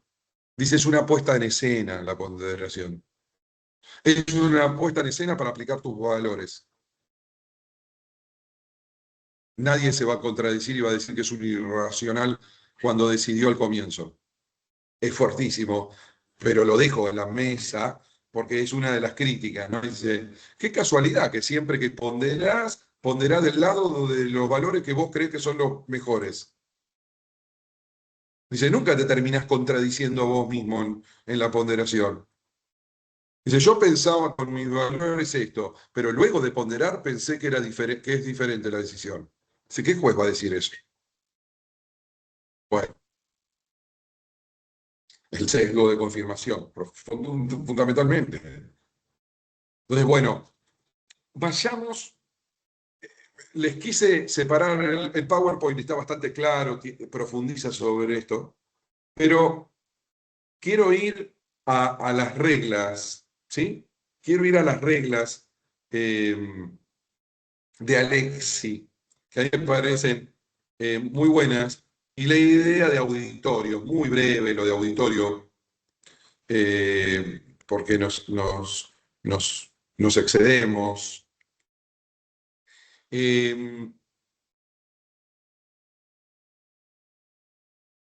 Primero, la idea de que nosotros necesitamos argumentar en todas estas cuestiones, ¿no? Necesitamos argumentar. Y para argumentar, esperen un segundito, que ahí voy a acomodar la computadora. Para argumentar, tenemos que argumentar hacia otros. Esos otros se llaman, en la teoría de Chain-Perelman, se llaman auditorio. Un auditorio es un contexto comunicacional que al orador se le representa al cual va a dar su discurso. Vamos a detenernos un poquitito en esto. No es un grupo de personas de carne y hueso. No son las bellezas que son ustedes. Yo sé que no se habla de belleza o de fealdad ahora, pero supongamos que este es un grupo selecto de bellas personas, buenas, honestas, todas de gimnasia. Supongamos que este es mi auditorio. Bueno, no son ustedes de carne y hueso mi auditorio. Es una creación mía. Es lo que yo creo que son ustedes. Lo que yo creo a priori, antes de salir con mi discurso, creo que son ustedes. Supongamos que yo haya preparado la clase profundamente, concienzudamente, haya preparado ejemplos y lo haya hecho todo suponiendo, pensando hipotéticamente en lo que ustedes son. Luego doy esta clase maravillosa, pletórica de conocimiento, con ejemplos, graciosa, entretenida, pero con mucho contenido que les estoy dando, porque he pensado en ese auditorio y he preparado y adaptado, piensen esto en su cabeza, adaptado mi discurso a ustedes. ¿Para qué? Dice Perelman, ¿para qué haces eso? Para que ustedes adhieran a lo que yo les propongo. En el derecho le dirigimos nuestros discursos a un conjunto de seres humanos, a los cuales me adapto para que ellos adhieran a lo que yo pienso. Para que adhieran a lo que yo pienso,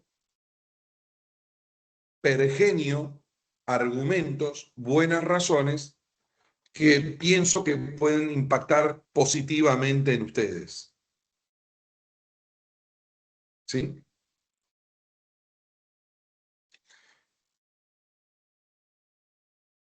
Ese auditorio nunca salió de mi cabeza. Luego, ¿qué dice Perelman? Una cosa muy sencilla, muy de regla común.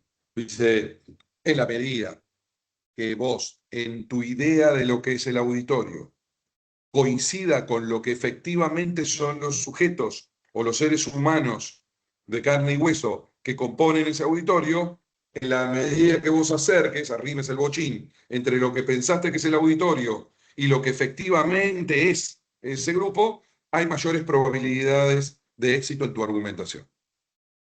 Ahora, si vos te inventaste un auditorio en tu cabeza y luego descubriste que eso que vos pensabas era tu auditorio es nada que ver, les comento que me ha pasado más de una vez. Bueno, luego no te pongas mal si no tenés éxito en tu discurso. Le erraste, diría mi padre, le erraste al vizcachazo. Le erraste. Es decir, nunca vas a poder convencer a un auditorio si vos te equivocaste en la percepción de ese auditorio. Perelman nos plantea que, además de ese concepto ideal de auditorio, que se llama auditorio particular, hay un auditorio universal. Está muy bueno ese auditorio universal, que es otra creación intelectual del orador, que supone exponer argumentos a un grupo de seres humanos racionales, de racionalidad media. Cualquier ser humano, de cualquier lugar del planeta, de racionalidad media. ¿Y qué dice Perelman? Mirá, Fiebeck también lo dice con los tópicos, pero Perelman dice, si vos podés exponer argumentos ideales a ese auditorio ideal que se llama auditorio universal, y en tu criterio, cualquier ser humano de racionalidad media aceptaría como bueno tu argumento, es como un tester conceptual e ideal para que vos puedas plantearle ese argumento al auditorio particular. Es como probar las pilas, a ver si funcionan. Digo, ¿y dónde las pruebo? La pruebo en el auditorio universal. ¿Y qué es ese auditorio universal? Una idea mía propia del orador respecto a lo que cualquier ser humano con racionalidad media podría opinar sobre este argumento. Ahora lo llevo a la realidad de ustedes. Yo sé que esto no es Perelman, no es el auditorio universal, pero ustedes intuitivamente muchas veces hacen eso.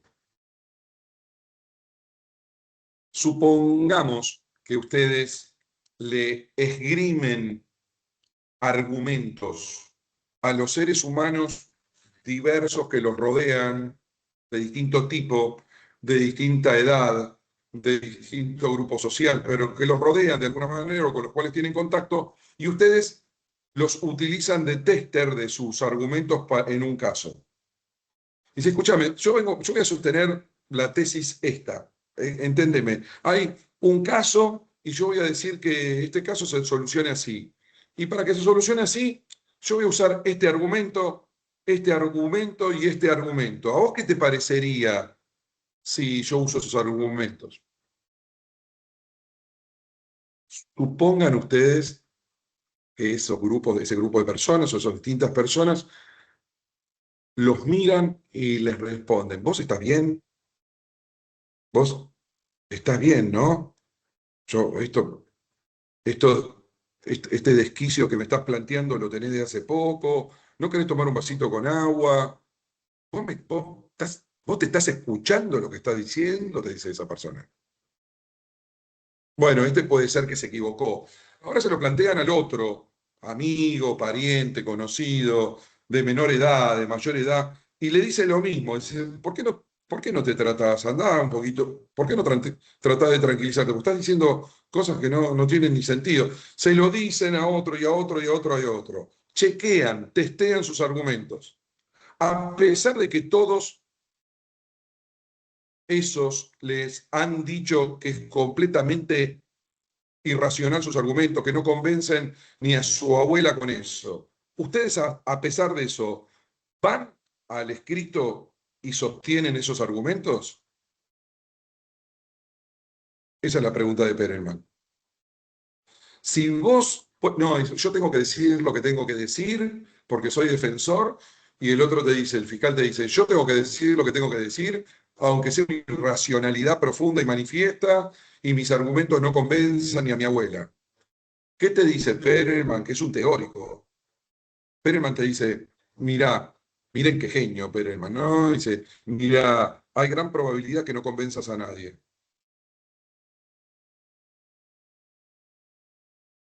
Simple como eso. ¿Por qué? Mira, porque si no convences a los seres humanos con racionalidad media, que no tienen un interés directo en el caso, de que tus argumentos, o te dicen ellos que tus argumentos son malísimos, hay una alta probabilidad que ese auditorio particular al cual vos lo dirijas también piense lo mismo. Y entonces, si hay una alta probabilidad de que tu discurso argumentativo no convenza ni a tu abuela, ¿qué haces haciendo ese discurso argumentativo? Porque vos salís a la cancha de la argumentación, hipotéticamente para ganar. ¿Entienden? Es decir, hipotéticamente todo ese esfuerzo de palabras que ustedes ponen, aunque les parezca mentira, es para convencer a otro. Ahora, si ya vos mismo sabés que no convencés ni a tu abuela, ¿qué haces haciendo ese discurso hacia otro? Lo único que haces es que haces un juego que no es la argumentación. No les digo que no lo hagan, porque el Poder Judicial está lleno de ese juego. Pero donde no interesa la argumentación, no hay argumentación. Si vos no le dirigís un discurso argumentativo a un auditorio y tenés conciencia de ese auditorio y haces un gran esfuerzo para adaptarte a ese auditorio, vos no estás jugando a la argumentación. Vos estás jugando a poner una cantidad de palabras en un texto que hagan enunciados que el otro más o menos entienda, y si no entiende no hay problema, porque como tu pretensión no es convencerlo, no hay conciencia del auditorio. Simple lo que voy a decir. El auditorio es un contexto comunicacional en el que precisamente tengo que tener conciencia de texto y contexto. ¿A quién le digo lo que le digo? La clase pasada hablé de Raquelita, ¿no? ¿Paula? ¿No hablé de Raquelita? Un día me va a tocar No, te un toca pariente de ahora. Raquelita. Me parece que no. ¿Eh? Me parece Bueno. que no. Dejaste para hoy eso. Lo dejé para a Raquelita, la dejé para hoy. Veamos, mi ejemplo es el único que tengo, lamento, hace 1000 años la gente me escucha, siempre es el mismo ejemplo. Pero supongamos que cualquiera de ustedes es un ser humano normal y no un abogado o abogada. Por lo tanto, todavía no ha perdido la idea del sentido común. Supongamos que tienen 12 años y como yo, se enamoran de Raquelita. Raquelita comparte un aula del Normal 3 de La Plata conmigo, me enamoro de ella, yo estoy convencido que ella está enamorada de mí, por lo tanto voy a hacerle una carta a Raquelita. ¿Y qué hago? Piensen en mí. ¿Qué hago yo con Raquelita? Bueno, Raquelita es un auditorio. Yo todavía no soy un gran especialista, supongamos que lo fuera, de la argumentación. Solo soy un niño, un jovencito, un preadolescente que se enamoró de Raquelita. Pero tengo conciencia argumentativa, como todo ser humano. Digo, bueno, pienso un discurso, lo practico en una hoja, como soy zurdo y borroneo todo lo que escribo, lo practico de nuevo para no borronearlo. Luego le robo una hoja de Sarah Kay a mi hermana, que es una hoja muy bonita, y, y, y eso que practiqué en el discurso lo pongo en esa hoja, la doblo cuidadosamente, la pongo en un bonito sobre. Espero que se vaya Raquelita al recreo para sorprenderla. La pongo en la carpeta de Raquelita adentro para que cuando haga sus deberes en su casa, abra la carpeta, se sorprenda con mi discurso y se dé cuenta que está enamorada de mí. Hoy sería una sucesiva violación de intimidad de Raquelita haberme metido en la carpeta de Raquelita. Bueno, vulneré su espacio íntimo. Casi en sexto grado estaría preso. Pero lo cierto es que supongamos que Raquelita abre la carta. ¿Qué suponen? Cierren los ojos, piensen en Raquelita, piensen en mí. Raquelita abriendo la carta. ¿Qué piensan que le escribía Raquelita? Verdades, cosas que hacen a mi persona. Por ejemplo, que en ese momento competía a ver quién comía más hamburguesas o patis con mis compañeros, o que me gustaban las películas de terror y de guerra, o que jugaba de lateral izquierdo rústico porque no era dúctil con la pelota al fútbol. Le escribí eso a Raquelita. Muévenme la cabeza. ¿Sí o no? No, me dice. No, Verónica me dice, no, porque arrancás menos 20. Sabrina dice, ni de casualidad. No le escribiste eso. ¿Y qué le escribí? Bueno, no me acuerdo lo que le escribí, tampoco tuve mucho éxito. Pero lo cierto es que intenté, como orador, o como el que escriba, intenté llegar a Raquelita de algún modo. Y para llegar a Raquelita de algún modo, pensé en Raquelita escribiendo, no en mí. ¿Se entiende? Es decir, pensé en los argumentos que le podían gustar a Raquelita.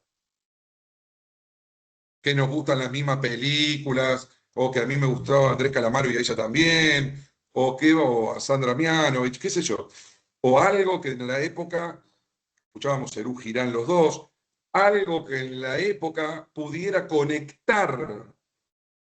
No se olviden de esto que dice Pedro Elman. La argumentación no es otra cosa que un intento de hacer conexión de espíritus, de conectar con el otro, de generar una empatía para tratar de que el otro piense como vos. Es un montón eso. Lo que yo me pongo a pensar es, ¿qué pasó que nos olvidamos de Raquelita cuando escribimos en el derecho? Que escribimos para nosotros mismos. No nos importa lo que piense el otro. No nos representamos el discurso del otro ni quiénes son los otros. Nos importa un bledo si coincidimos o no coincidimos con el Tribunal Superior. Nos importa un bledo si podemos lograr convencer al abogado de la contraparte. No, ¿cómo le voy a escribir al abogado de la contraparte? No, ¿cómo le voy a escribir? Vos le tenés que escribir al abogado de la contraparte, a la contraparte, al juez y al Tribunal Superior, a todos esos. Todos esos son Raquelita, ¿entienden? No, yo me escribo argumentos para mí, los que me considero que son buenos para mí, me leo y digo, qué bueno este argumento, acá re fuerte, mirá qué bueno. Trátate en serio, anda a un psiquiatra, trátate y decir, mire, yo quiero convencer a otros, pero hago argumentos que son solo para mí y que me gustan a mí. Y el psiquiatra te dice, ¿y desde cuándo tiene esta patología? Desde que entré en la Facultad de Derecho, que me dijeron que me tengo que olvidar de todos los otros, yo tengo que hacer discursos, no importa lo que sea el otro, los tengo que hacer igual. Por eso en el juzgado me enseñaron que para hacer la sentencia sobre daños y perjuicios use la carpeta de modelo de daños y perjuicios. Claro, claro, te entiendo. Bueno, mirá, te doy estas pastillas, te dice el psiquiatra, trata de tranquilizarte. Claro que entre ustedes no se entienden, porque no tienen conciencia del auditorio. Después viene otro autor que a mí me gusta mucho, que se llama Aulis Arnio, y que en vez de hablar de auditorio habla de comunidad jurídica. Abre el juego del auditorio, a mí me gusta mucho, porque es esas sentencias que van a hacer ustedes ahora cuando sean jueces en octubre o en noviembre. Y bueno, está bien, si no terminaron la escuela judicial el año que viene, está bien, en agosto del año que viene son jueces. Y entonces van a hacer sentencias que no son para las partes, máxime en casos difíciles o en casos trágicos, o en casos de intereses que pueden replicarse como intereses colectivos, temas medioambientales, temas de género, de bioética, infinidad, temas de derecho de familia. Esas sentencias no son leídas por lo que ustedes creen, son leídas por la comunidad jurídica. Y cuando vos escribís, tenés que tener conciencia que te la van a leer otros, además de tu tribunal superior, para que no te la revoque. Vos haces sentencias, ahí el tribunal superior es Raquelita, y el fin mío ya no es enamorarlo al tribunal superior, sino simplemente que no me revoque la sentencia. Pero para que no me revoque la sentencia, tengo que darle argumentos que le gustan al tribunal superior. ¿No? Bien. No, dice, no me importa lo que piense la Cámara, yo tengo mi criterio y muero con las botas puestas. Bueno, y la doctrina mayoritaria piensa de una forma, pero yo pienso de otra y entonces muero con las botas puestas. Y la jurisprudencia está de otro lado y la ley se interpreta de otra forma, pero yo pienso esto y escribo lo que yo pienso en la sentencia. No, no estás para eso. Estás para dictar sentencias de conformidad a un sistema que no es tuyo, es de todos. Y encima tenés que hacer un discurso para convencer a otros que lo hiciste fenómeno.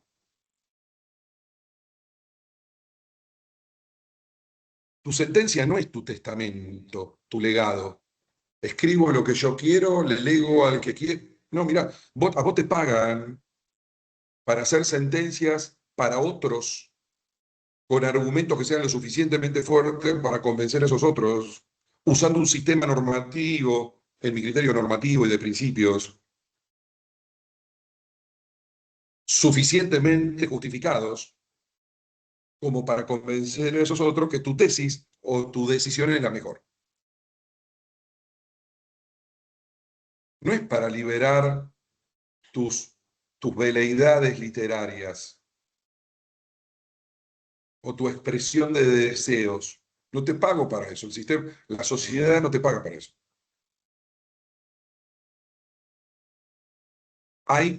Si queremos legitimar de nuevo el sistema, tenés que tener una conciencia argumentativa y de que el auditorio te está escuchando. En mi criterio, son y 59 y yo no quiero pasarme de tiempo. Tarde o temprano te tenés que acordar de que le escribís a Raquelita. No hay vuelta que darle. Le escribís a otros, haces argumentos para otros, fuertes, consistentes, coherentes, no contradictorios, en un discurso sólido que sostiene tu decisión. Ese es el juego. Bueno, me quedó la mitad de la materia, la mitad de la clase, que son las reglas argumentativas, pero siempre me pasa lo mismo y me voy a la próxima clase y hablo de las reglas. ¿Sí? Y que se agarren los de la escuela juicial. Hagan avisos parroquiales, Paula. No, nada más que ya está habilitado el control de lectura del segundo módulo y también está disponible el material de lectura. Cualquier inconveniente que tengan para acceder o dudas, pueden hablarnos a Francisco o a mí. Y hay como 14 participaciones en el foro, sigan participando, creo que con esta clase van a participar más todavía, voy a poner un hilo en el foro, Sí. Donde dicen la maravillosa clase que tuvieron, qué bueno que es el profesor, ¿no? Y esas cosas. Después los otros los borro, pues se pueden borrar los comentarios que son malos, se pueden borrar, así que puedo borrarlos tranquilamente. Bueno, chao, espero que les sea soportable la clase esta, la materia. Nos vemos el próximo viernes.